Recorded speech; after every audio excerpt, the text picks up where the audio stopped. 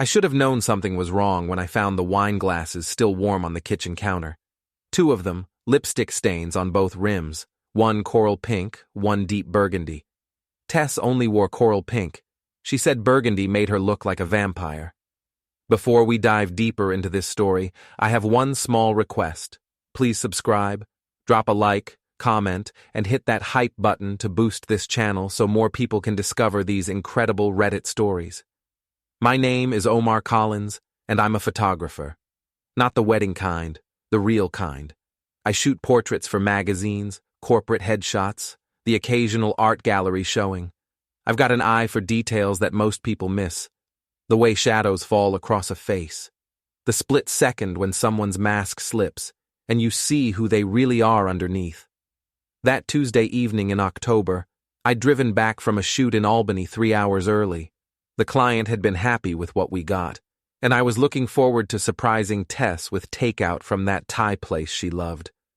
Maybe we could watch a movie, talk about something other than her job at the marketing firm, or my latest assignment. Our house sits on Maple Street in Millbrook, New York, one of those small cities that thinks it's cosmopolitan, but still has more gossip than a high school cafeteria. I'd bought the place 5 years ago, right after Tess and I got married. 2 stories, white picket fence, the whole American dream package. Looking back, I should have known the dream was too good to last. I parked in the driveway and grabbed my camera bag from the trunk. The October air had that crisp bite that made me think of apple cider and football games. Through the living room window, I could see the warm glow of our table lamps. Home, sweet home. The front door was unlocked, which wasn't unusual. Tess always said I was paranoid about security. "This isn't New York City, Omar," she'd tell me. "People here don't lock their doors." I stepped inside and immediately heard her voice coming from the kitchen.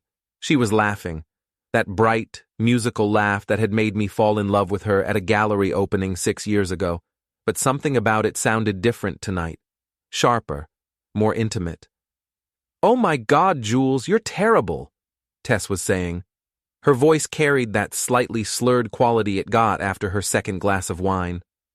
"I can't believe you actually said that to him." I set my camera bag down quietly by the door and listened. Tess was obviously on speakerphone with her best friend Jules Morrison. Jules was 29, blonde, and had the kind of confidence that came from never being told no by anyone who mattered. She worked at some boutique marketing agency downtown and treated every conversation like she was performing for an audience. "Well, it's true." Jules's voice crackled through the speaker. "Brian's got better hardware than most guys I've dated, and he knows how to use it." My stomach dropped. Brian. That would be Brian Kellerman, Tess's boss at Morrison & Associates. 37 years old, drove a Tesla, wore suits that probably cost more than my monthly mortgage payment. I'd met him at the company Christmas party last year.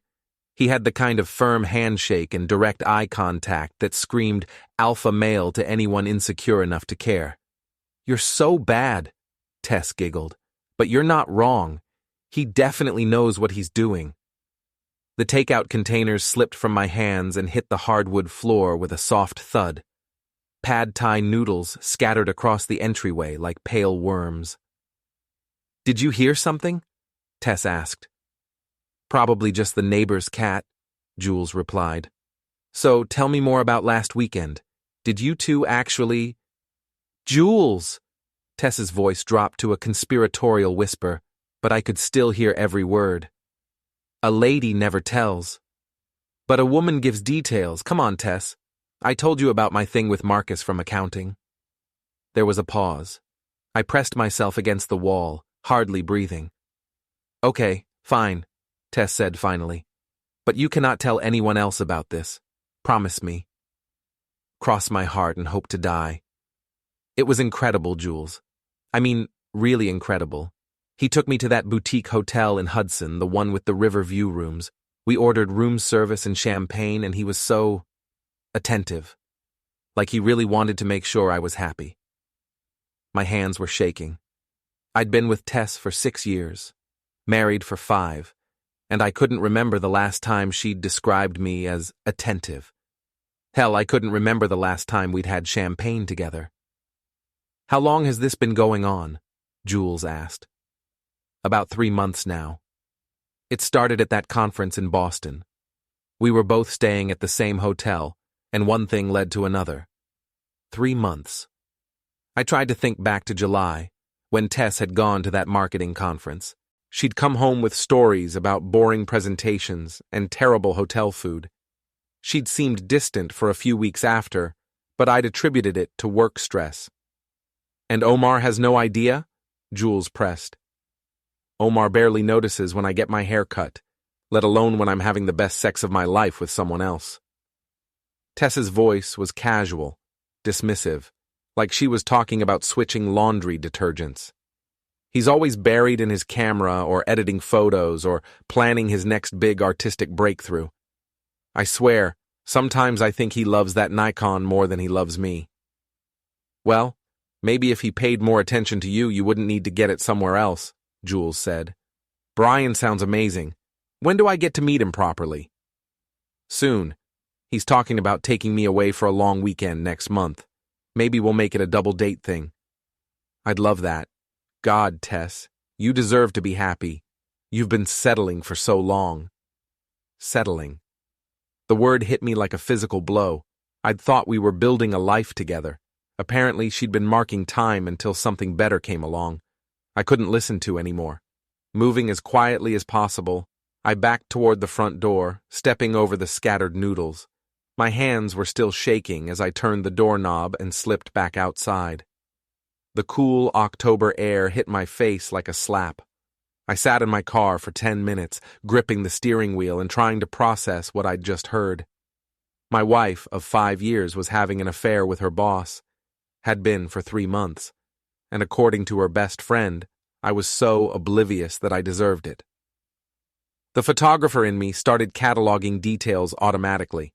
The 2 wine glasses, one for Tess, one for Jules, who must have come over to hear about the affair in person. The way Tess had laughed when she said I barely noticed her. The casual cruelty in her voice when she called our marriage settling. I'd spent my career capturing moments of truth, those split seconds when people revealed their authentic selves. Now I'd finally seen my wife's authentic self, and it was uglier than anything I'd ever put in a darkroom. But here's the thing about being a photographer. You learn patience. You wait for the right moment, the perfect shot, the instant when all the elements align. You don't just point and click randomly. You plan, you prepare, you make sure that when you finally press the shutter, you capture exactly what you want. I started the car and drove to the Marriott on the other side of town. I needed time to think, and I couldn't do it in a house that smelled like my wife's perfume and her best friend's lies. The hotel room was generic and anonymous, beige walls, brown carpet, a landscape painting that could have been anywhere in America. I sat on the edge of the bed and called my assistant Brady. Omar, what's up, man? Thought you were heading home after the Albany shoot. Brady Wilson had worked with me for 3 years. He was 26, smart as hell, and had the kind of dry wit that made even the most boring corporate shoots bearable.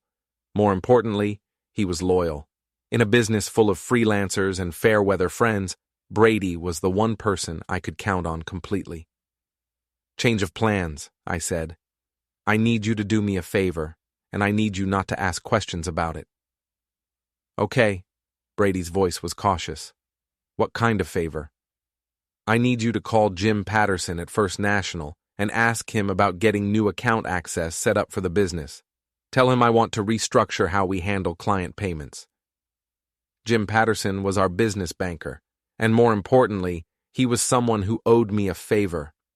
I'd done his daughter's senior portraits for free the year before, and they'd turned out so well that she'd gotten into her first-choice college, partly based on the strength of her application photos. Omar, are you okay? You sound... I'm fine. Just do this for me, okay? And Brady, don't mention this conversation to anyone, not even your girlfriend. Sure, man. Whatever you need. I hung up and stared at the beige wall. Tomorrow, I was going to start restructuring more than just our business accounts. I was going to restructure my entire life. But first, I needed to go home and pretend I hadn't heard anything. I needed to smile at my wife and ask about her day and act like the oblivious husband she thought I was. Because the best photographs require careful preparation, and revenge, real revenge, is just another kind of art. I drove home an hour later with a fresh order of Thai food. The scattered noodles were gone from the entryway, and Tess was curled up on the couch watching Netflix. "Hey, baby," she said without looking away from the screen. "How was Albany?"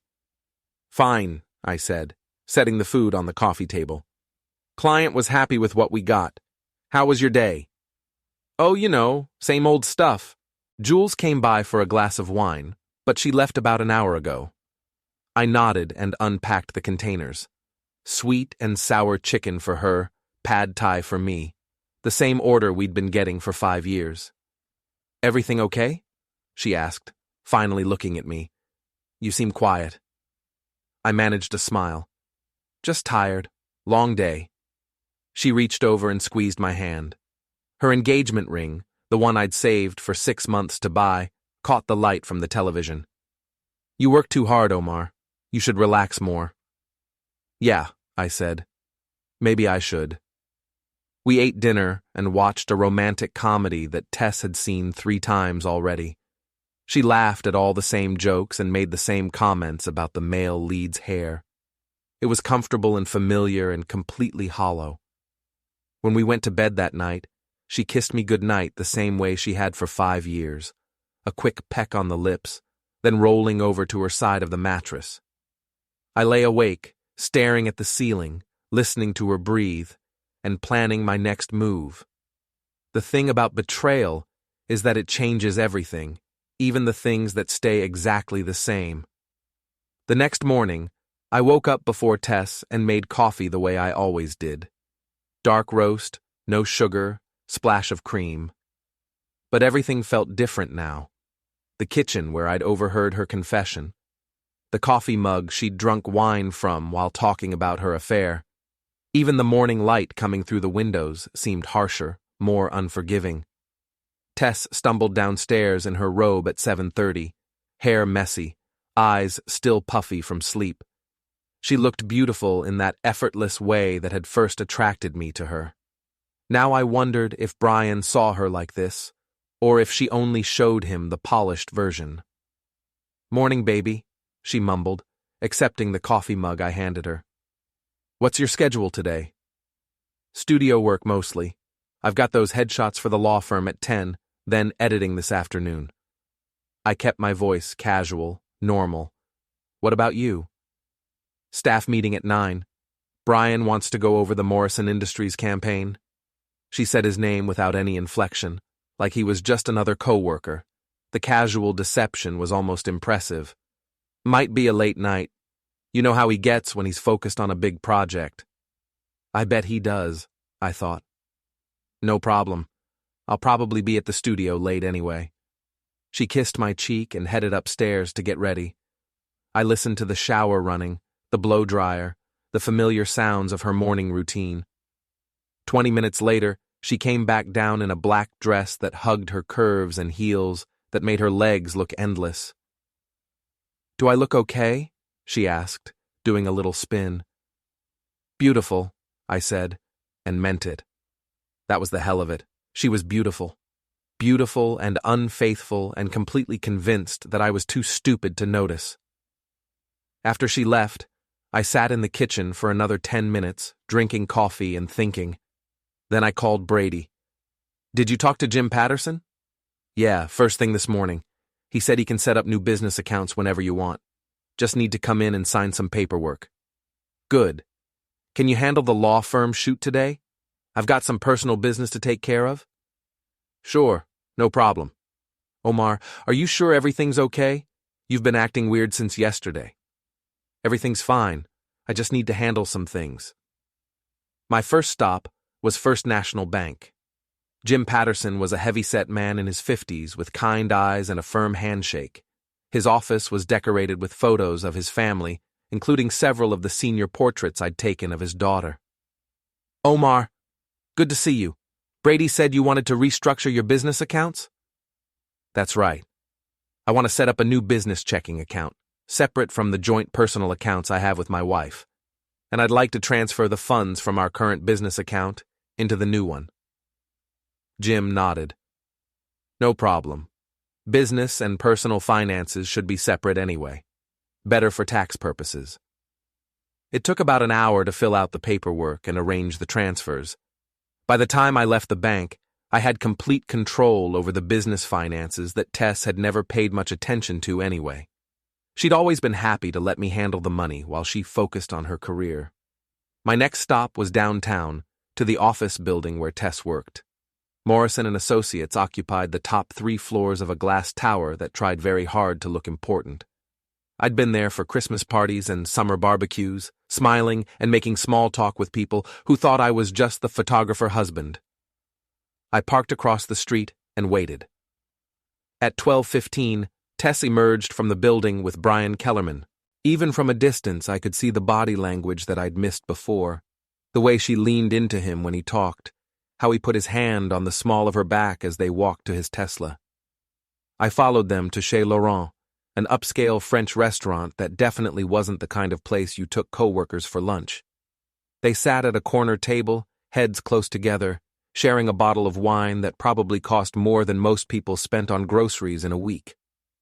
Through the restaurant's large windows, I watched Brian reach across the table and touch Tess's hand. She smiled and turned her palm up to intertwine their fingers. It was intimate and comfortable, and obviously not their first lunch date. I took photos. Not because I needed evidence. I'd heard enough the night before to know exactly what was happening. But because I'm a photographer, and photographers document the truth, even when the truth is ugly. After lunch, they walked back to Brian's car. He opened the passenger door for her, a gentlemanly gesture that he probably thought made him look classy. Before she got in, he kissed her. Not a peck on the cheek or a friendly hug. A real kiss, the kind that made it clear they were lovers. I got that on camera, too. Back at my studio, I uploaded the photos to my computer and stared at them on the large monitor I used for editing. There was my wife of 5 years, kissing another man in broad daylight on a public street. She looked happy, happier than she'd looked with me in months. The studio had been my sanctuary for 3 years. It was a converted warehouse space in the arts district, with high ceilings, exposed brick walls, and enough room for elaborate lighting setups. I'd built it from nothing, turning an empty shell into a professional photography studio that attracted clients from as far away as New York City. Now, it felt like a war room. My phone buzzed with a text from Tess. Working late tonight. Don't wait up. Love you. Love you. The casual lie was almost worse than the affair itself. I called Brady and asked him to meet me at the studio. He arrived 20 minutes later with coffee and the concerned expression he wore when he thought I was about to do something stupid. Okay, what's really going on? He asked, settling into the chair across from my desk. And don't tell me it's nothing. You've been acting like someone died. I considered lying, keeping up the pretense that everything was fine. But I needed an ally, and Brady was the closest thing I had to a brother. Tess is having an affair, I said simply. Brady's coffee mug stopped halfway to his mouth. What? With her boss, Brian Kellerman. It's been going on for 3 months. Jesus, Omar. Are you sure? I turned the monitor so he could see the photos from lunch. Brady studied them for a long moment, his expression growing darker. Son of a jerk, he muttered. I never liked that guy. Too slick. Too entitled. Yeah, well, apparently Tess likes him just fine. What are you going to do? That was the question, wasn't it? The conventional wisdom said I should confront her, demand an explanation, try to work things out through counseling, or I should file for divorce, split our assets 50-50, and try to move on with my life. But conventional wisdom was for conventional people, and I'd never been particularly conventional. I'm going to destroy them, I said quietly. Brady raised an eyebrow. Destroy them how? I don't know yet, but I'm going to make sure that when this is over, They both understand exactly what it costs to betray someone who trusted them. Omar, Brady's voice was cautious. I get that you're angry. Hell, I'd be furious. But you need to be smart about this. Don't do anything that's going to land you in jail. I'm not going to hurt anyone physically, I assured him. But there are other ways to make people pay for their choices.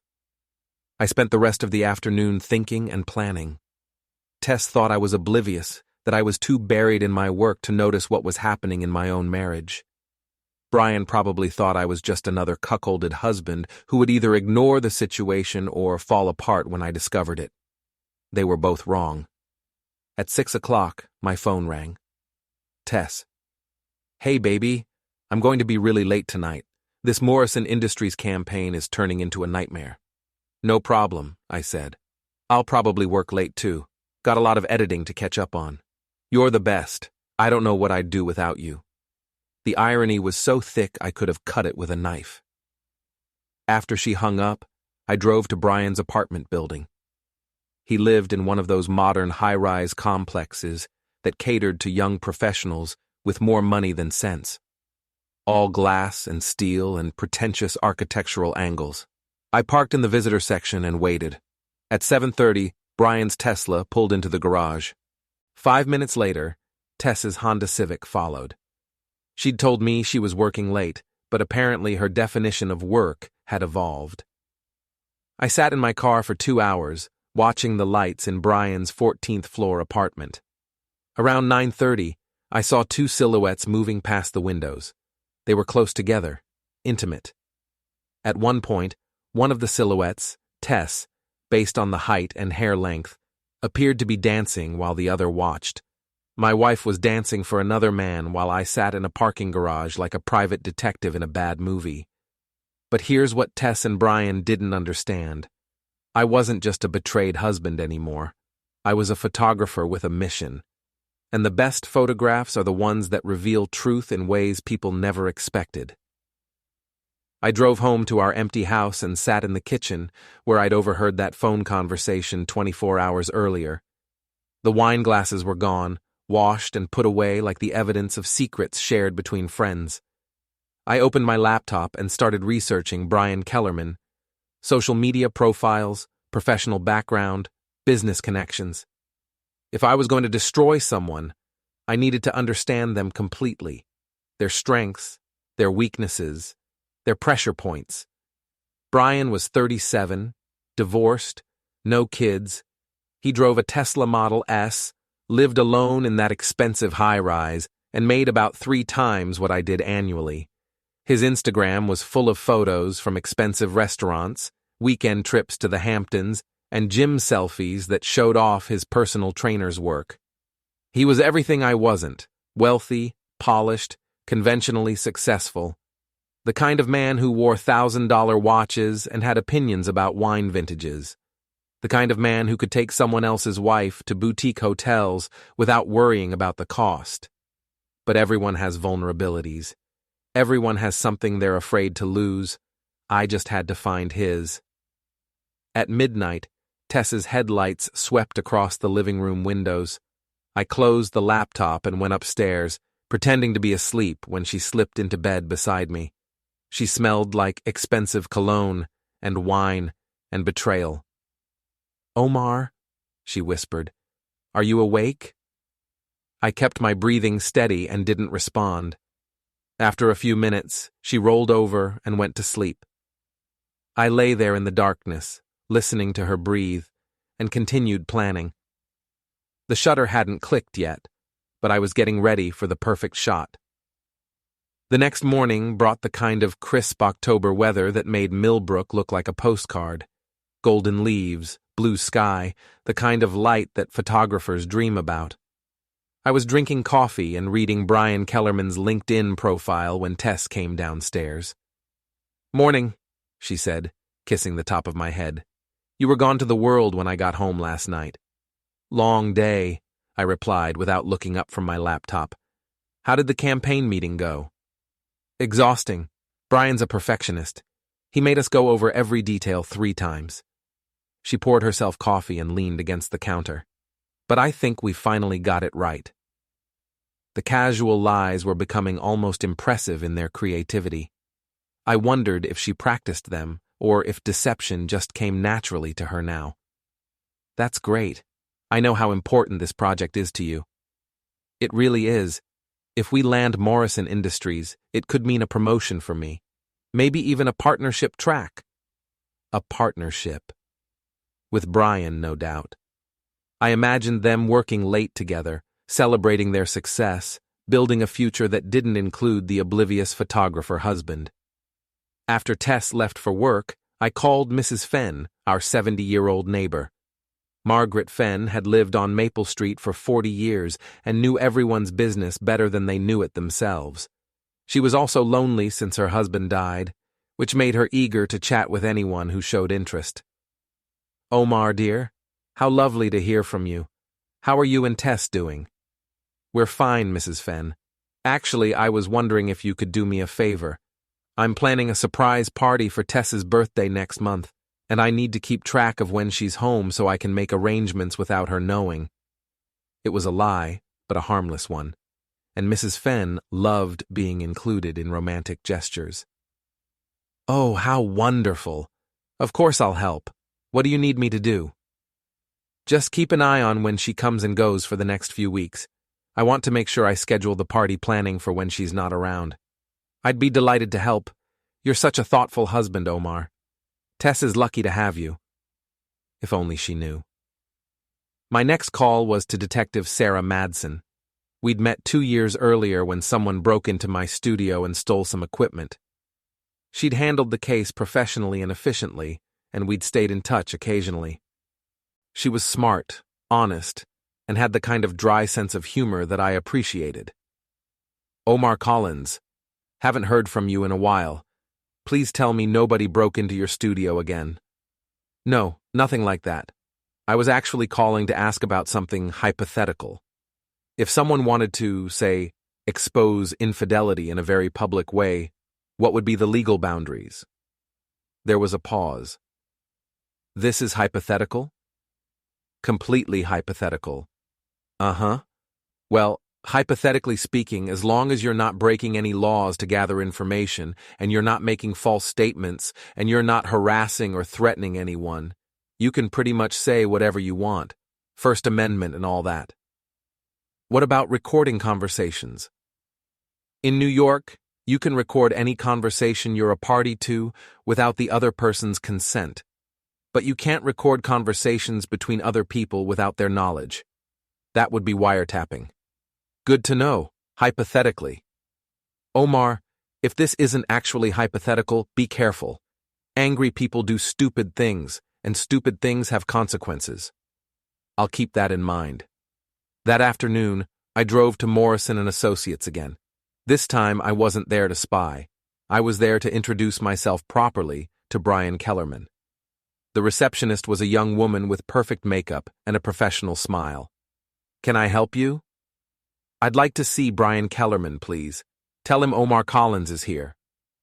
She made a phone call, spoke quietly for a moment, then hung up. "He'll be right down." Brian appeared 5 minutes later, looking puzzled and slightly annoyed. He was taller than I'd expected, maybe 6'2", with the kind of build that came from expensive gym memberships and personal trainers. His suit probably cost more than my car payment. "Omar? What are you doing here?" "I was in the neighborhood and thought I'd stop by. Maybe we could grab coffee. I feel like we barely got to talk at the Christmas party." His confusion was obvious, but his social conditioning kicked in. "Sure, I guess. There's a place downstairs." The coffee shop in the building's lobby was one of those generic corporate places that served overpriced lattes to office workers. We found a table by the window, and I ordered a regular coffee while Brian got something complicated with multiple adjectives. "So," he said, settling into his chair, "what's this about?"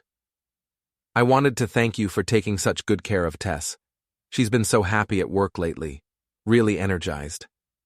Brian's expression was carefully neutral. "She's a valuable employee, very talented." "She's definitely talented," I agreed. And she speaks so highly of you, always talking about how much she's learned from you, how you've helped her grow professionally. I try to mentor all my employees. I'm sure you do. Tess mentioned that you two have been working a lot of late nights recently. The Morrison Industries campaign must be really demanding.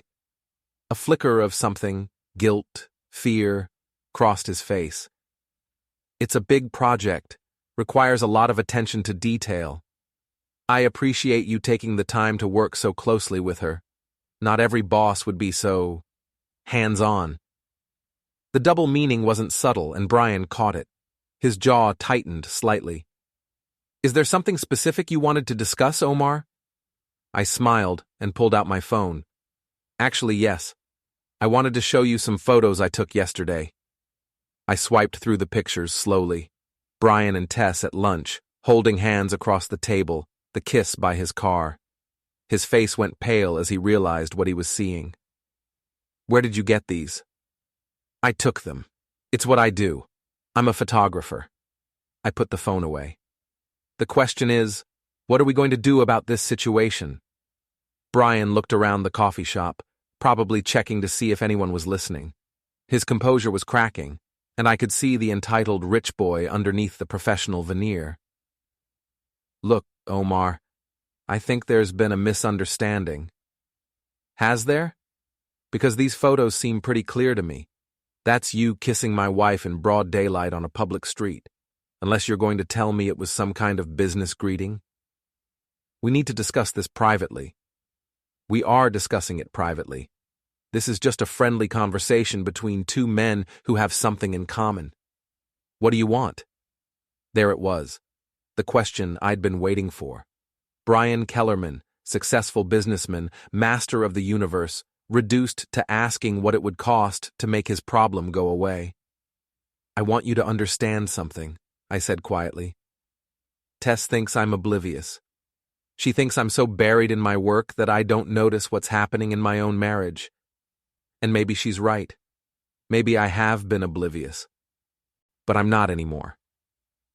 Omar, listen. No, you listen. You decided to have an affair with my wife.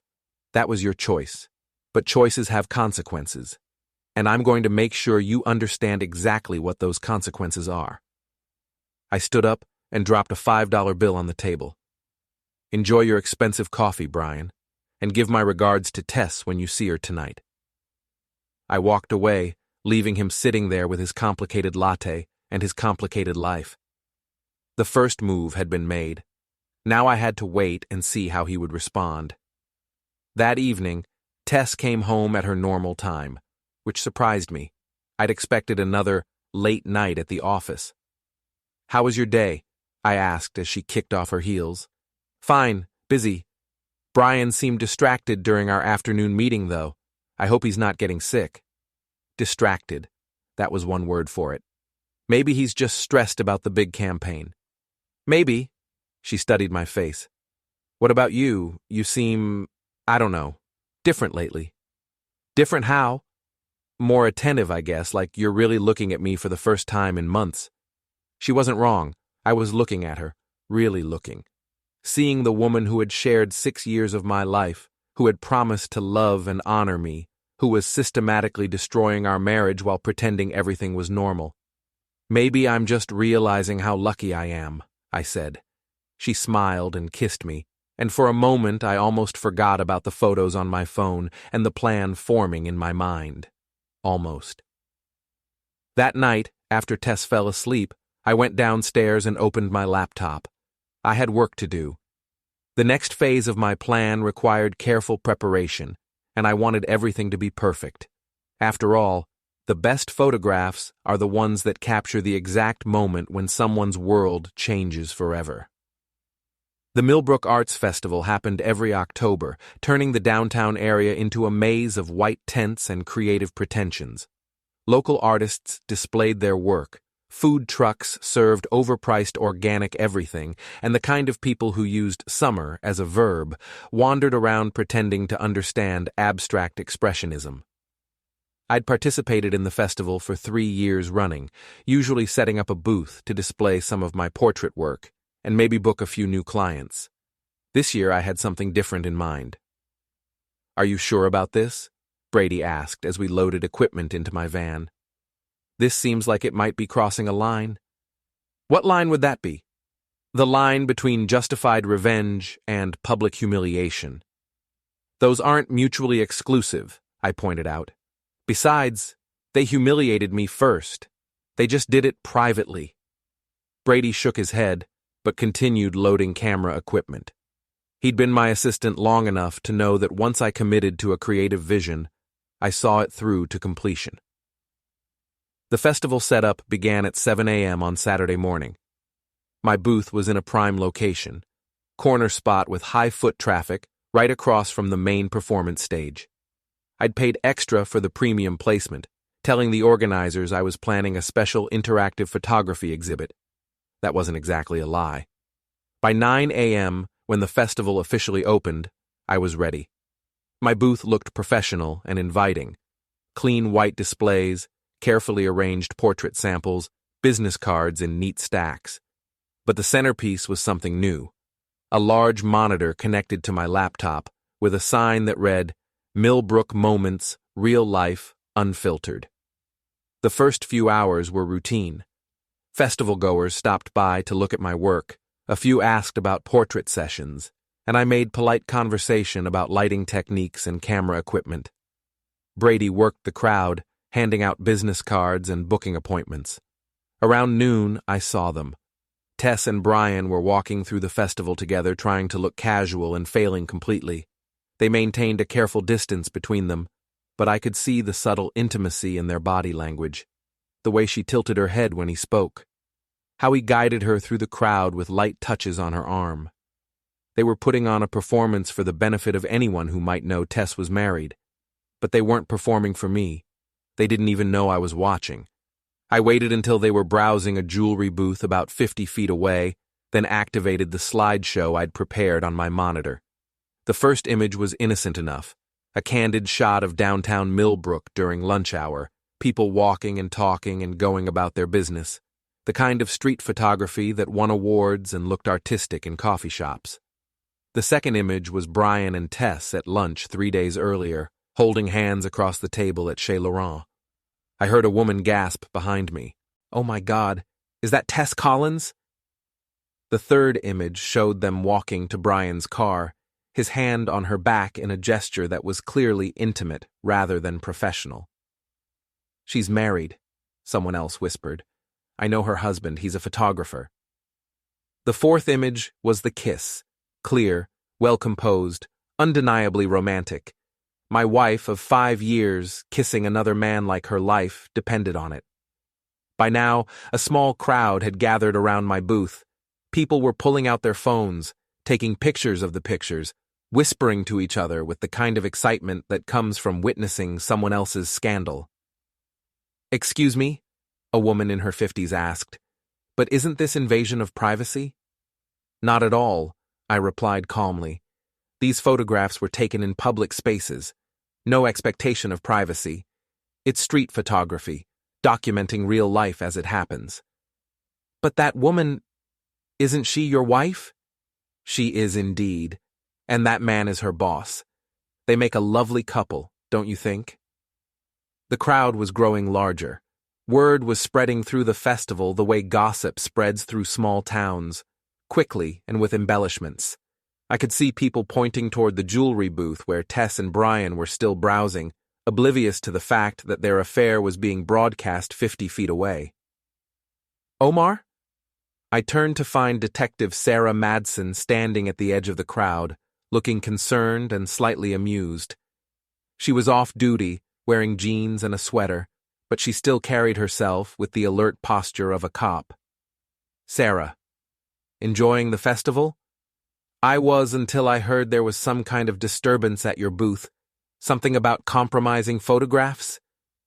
"No disturbance here, just an art exhibit. Real life unfiltered. It's a commentary on the disconnect between public personas and private behavior." She studied the monitor, which was now cycling through a series of images I'd taken over the past week.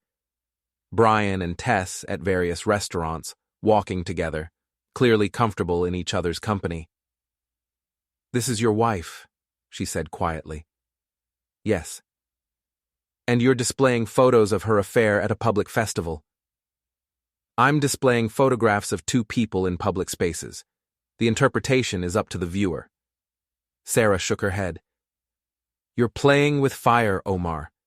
This is going to blow up in ways you might not expect.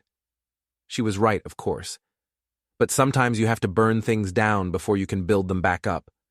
The crowd around my booth had grown to about 30 people, and the whispered conversations were getting louder.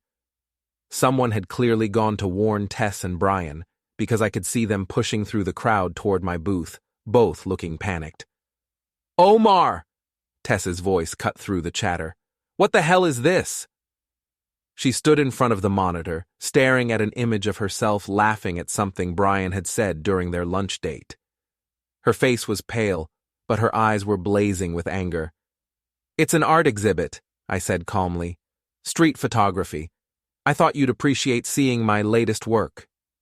You can't do this. You can't just display private moments like this.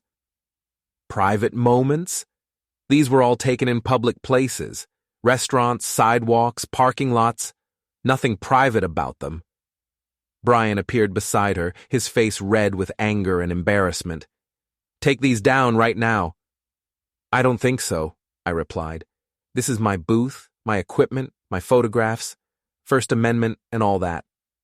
You son of a jerk, Brian snarled, stepping closer. Do you have any idea what you're doing? I'm documenting reality.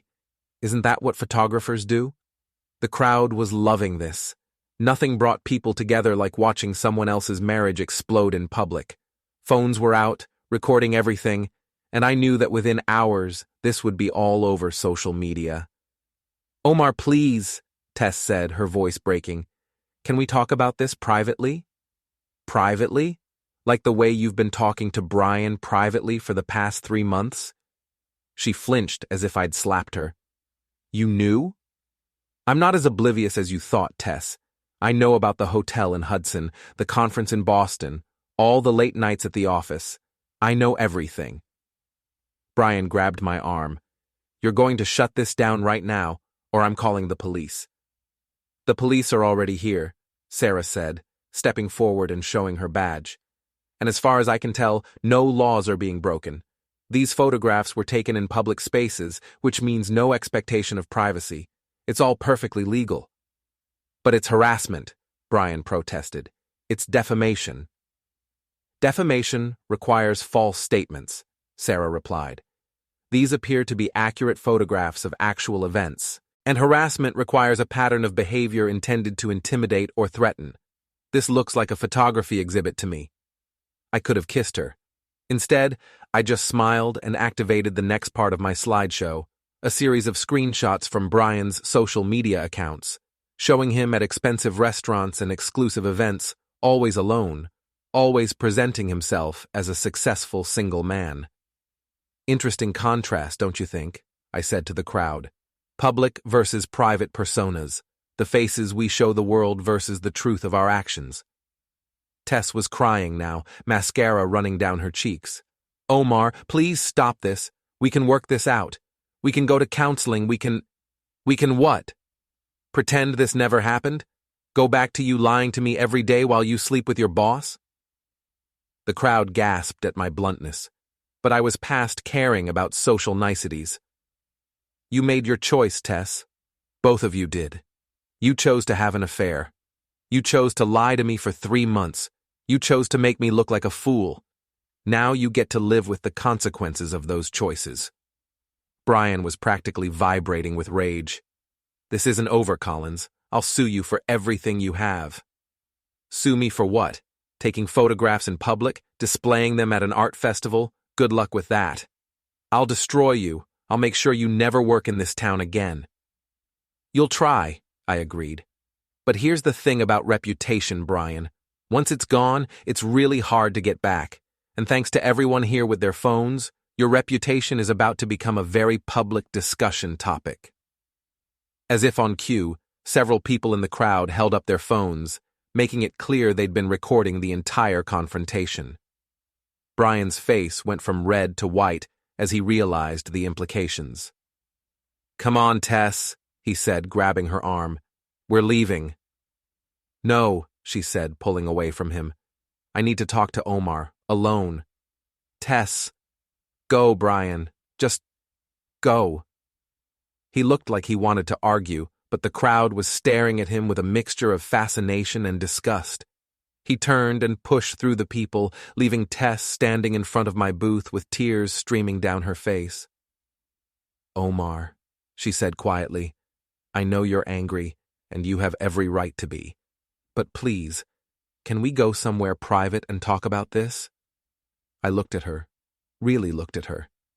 The woman I'd fallen in love with 6 years ago, who I'd married and built a life with, who had betrayed me in the most fundamental way possible. She was beautiful and broken and completely unrepentant. "There's nothing to talk about, Tess. You made your choice. Now live with it." I turned back to my monitor, where the slideshow continued cycling through the evidence of her infidelity. The crowd began to disperse, but not before getting plenty of photos and videos to share on social media. Tess stood there for another minute, then walked away without saying another word. Brady appeared beside me, looking stunned. "Holy shit, Omar. That was necessary," I finished. "The whole town's going to be talking about this." "Good. Let them talk. It's about time the truth came out." As the afternoon wore on, the festival continued around us, but my booth remained the center of attention. People kept stopping by to see the photographs, to ask questions, to get the full story. I answered honestly and completely, holding nothing back. By evening, when we packed up the equipment, I felt lighter than I had in months.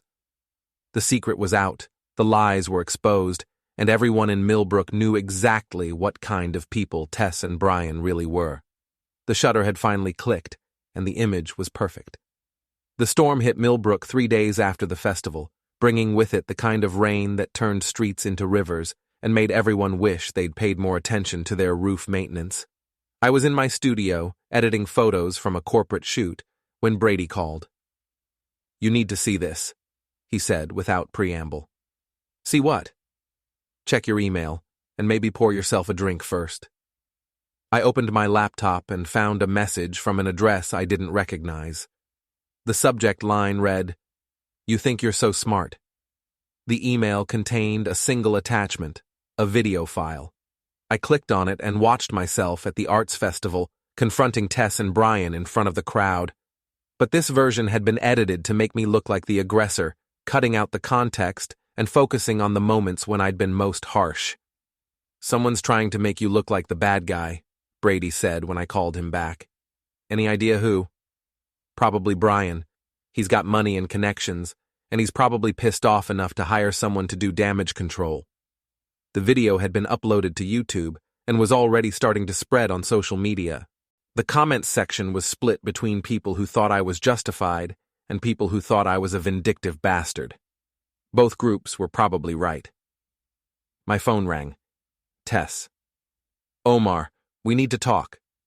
I thought I made it clear that we had nothing to talk about. "Brian's threatening to sue you for harassment and defamation. He's also talking to people at the Chamber of Commerce about having your business license reviewed." "Let him try. Everything I did was legal." "Maybe, but that doesn't mean it won't cause you problems. Please, can you just meet me somewhere? One conversation, and then I'll leave you alone." I almost said no, but curiosity got the better of me. "Where?" "The house. Our house. I need to get some of my things anyway." An hour later, I pulled into the driveway of the house on Maple Street. Tess's Honda was already there, along with a moving truck and 2 men who were loading boxes into the back. I found her in the living room, directing the movers with the kind of efficiency that had made her good at her job. She'd always been organized, methodical. Even her betrayal had been carefully planned. "Omar." She turned when she heard me come in. "Thank you for coming." "What do you want, Tess?" "I want to apologize, and I want to ask you to call off whatever else you're planning." "What makes you think I'm planning anything else?" "Because I know you.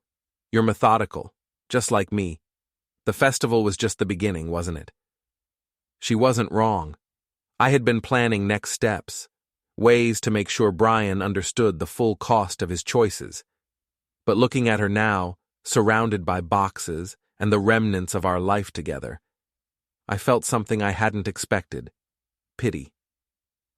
Why, Tess? Why Brian? Why throw away 5 years for someone like him? She sat down on the couch, our couch that we'd picked out together at a furniture store in Albany. Because he made me feel alive again, because when I was with him I felt like the most important person in the world. And I didn't make you feel that way? Not for a long time. Omar, you're a good man. You're talented and kind, and you deserve better than what I did to you. But we both know our marriage has been dying for months, maybe years. She was right, and that was the hell of it. We had been drifting apart, becoming strangers who shared a house and a bed, but not much else. But that didn't excuse what she'd done. You could have talked to me. You could have said you were unhappy. We could have tried counseling or separation or just an honest conversation about what we both wanted. I know, and I'm sorry. I'm sorry I was too much of a coward to end things properly before I started something with Brian. Are you happy with him? I was.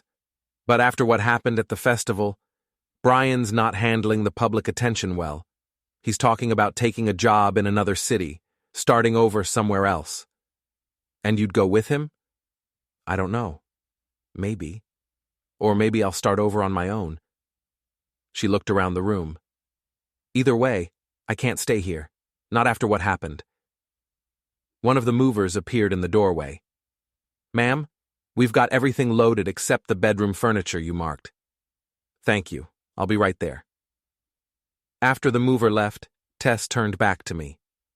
Omar, I need to ask you something, and I need you to be honest. Are you planning to keep going after Brian? I considered lying, but we'd had enough lies between us. Yes. Why? You've already exposed the affair. Everyone in town knows what happened. Isn't that enough?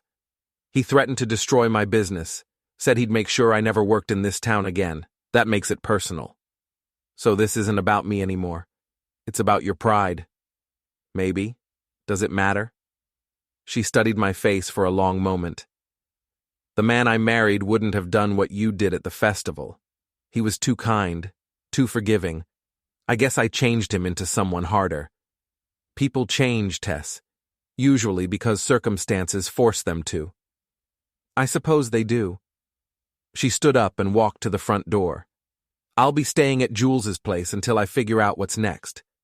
The divorce papers are on the kitchen table along with a settlement offer.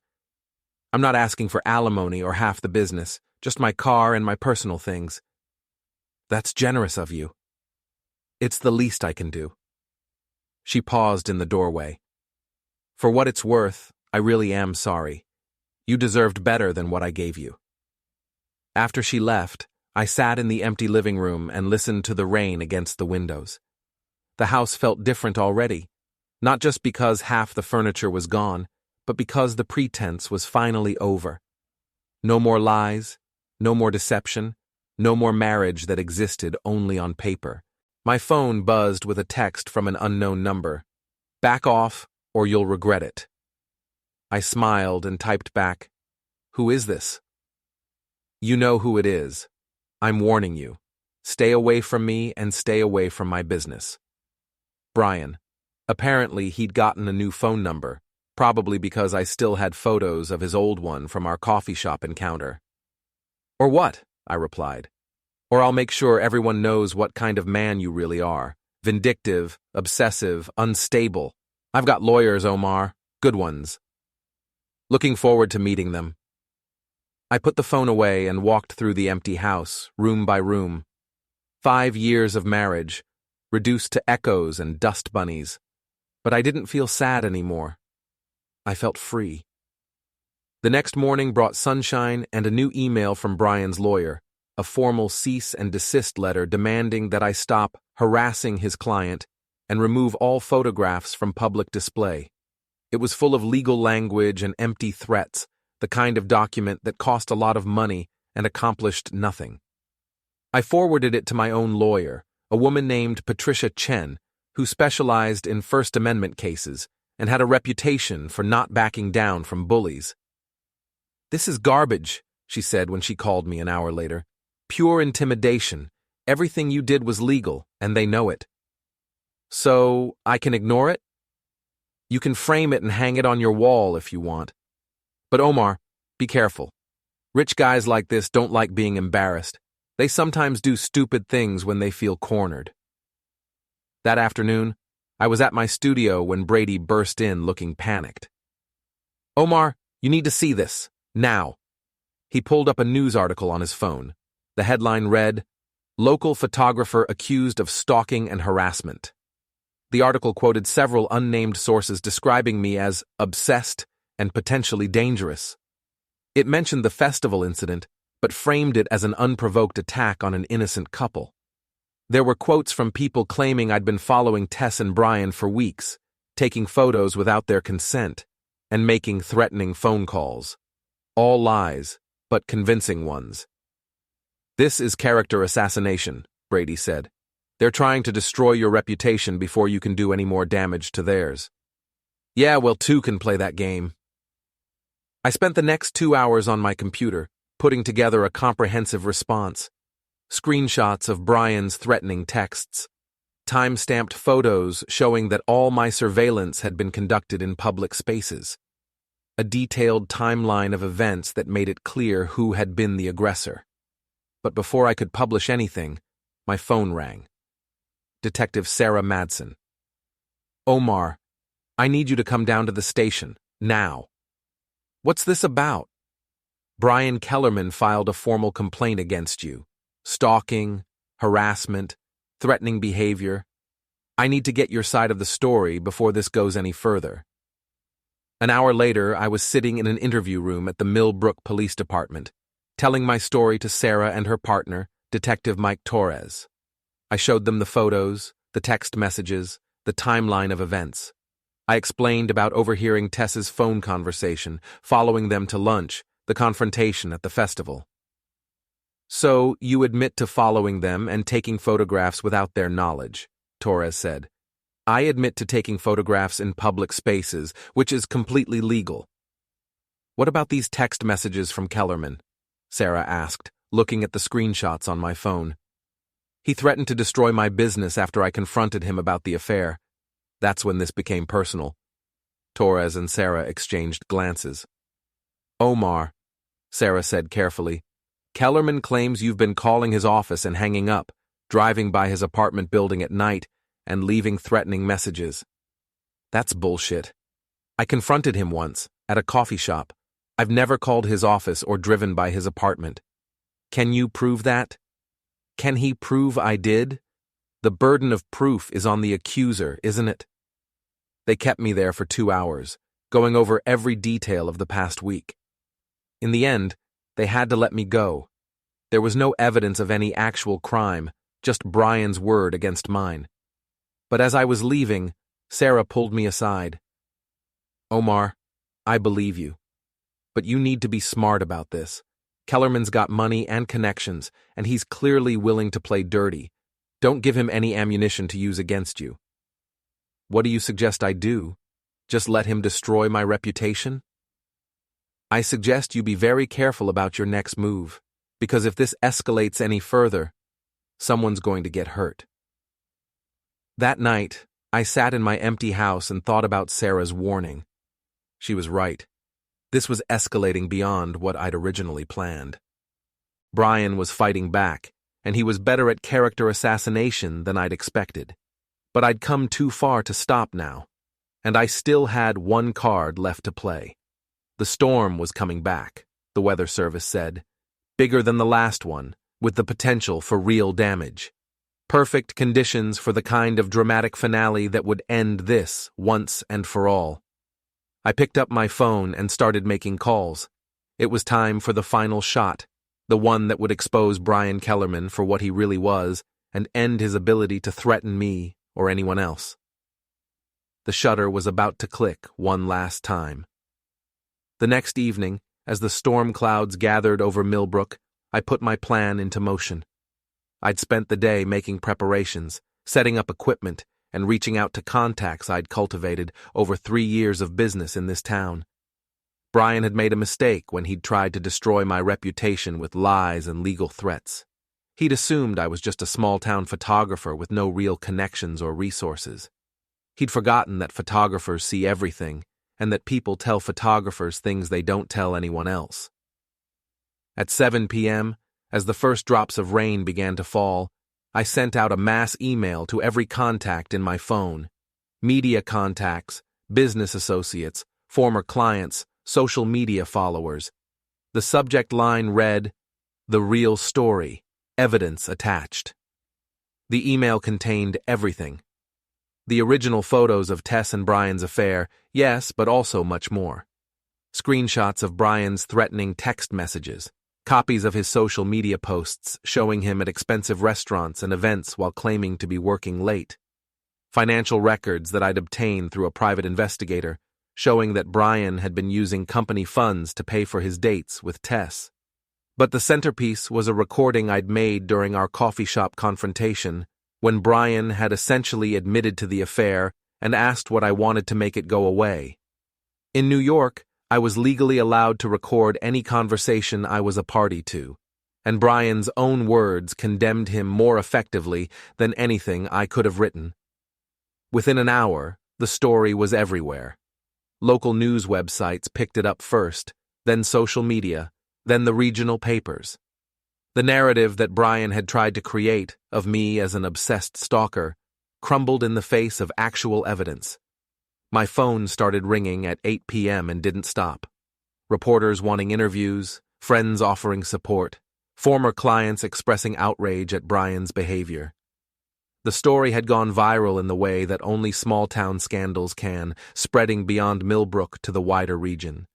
At 9 p.m., Brady called, "Omar, you need to turn on Channel 8, now."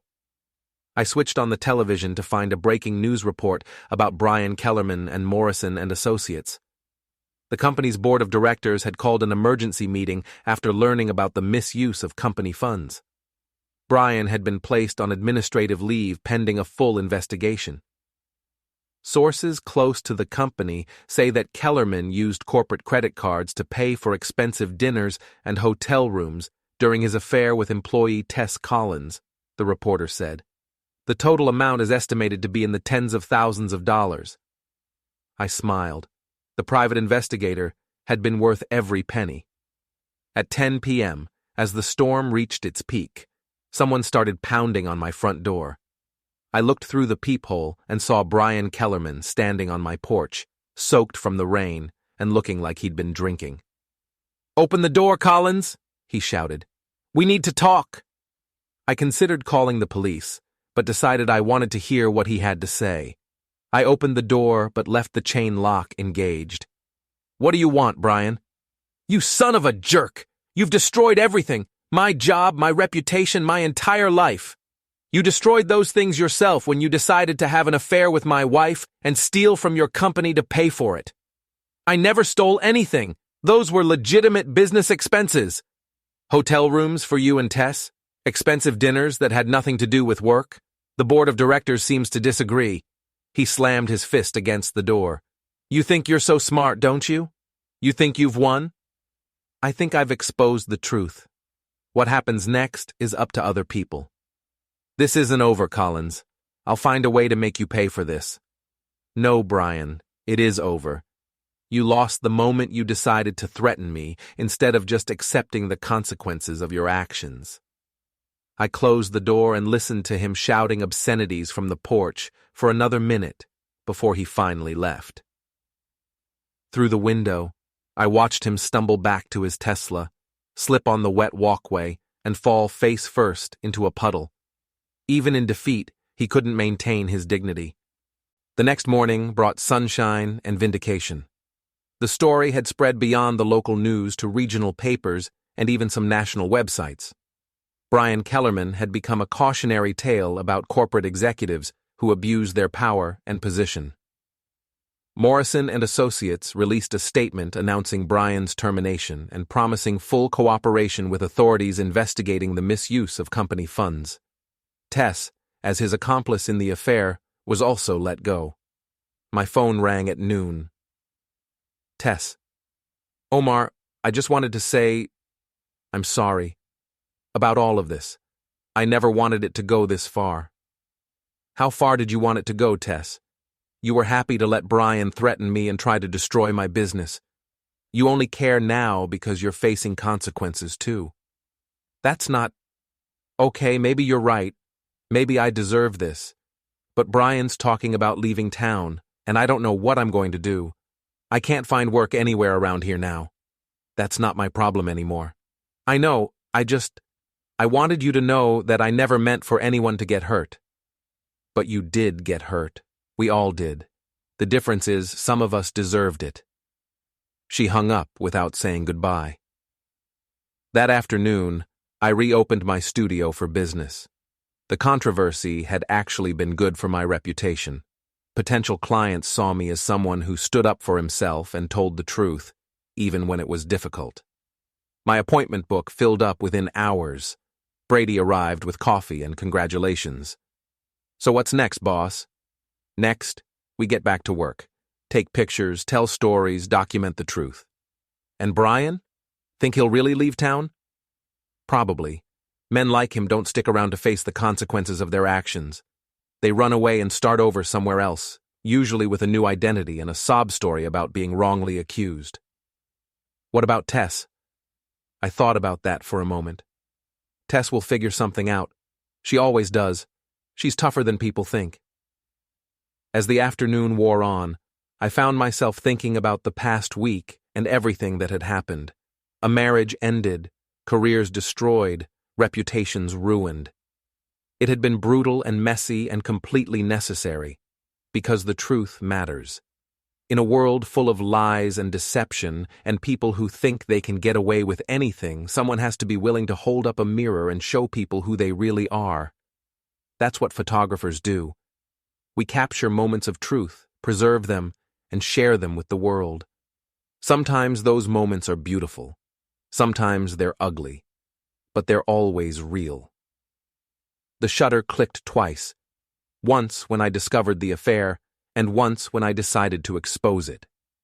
Everything that happened after was just the natural development of the image I'd captured. 3 months later, I heard that Brian had taken a job with a marketing firm in Seattle. He'd sold his Tesla, moved out of the expensive high-rise, and essentially disappeared from Millbrook society. Tess had moved back to her hometown in Vermont, where she was working at a small non-profit and trying to rebuild her life. I never saw either of them again. As for me, I kept taking pictures, wedding photos, corporate headshots, artistic portraits, street photography. I documented life as it really was, not as people pretended it to be. And every time I pressed the shutter, I remembered the lesson I'd learned that October. The truth might be painful, but it's always worth capturing. Because in the end, we're all just moments frozen in time, waiting for someone to see us clearly and show the world who we really are.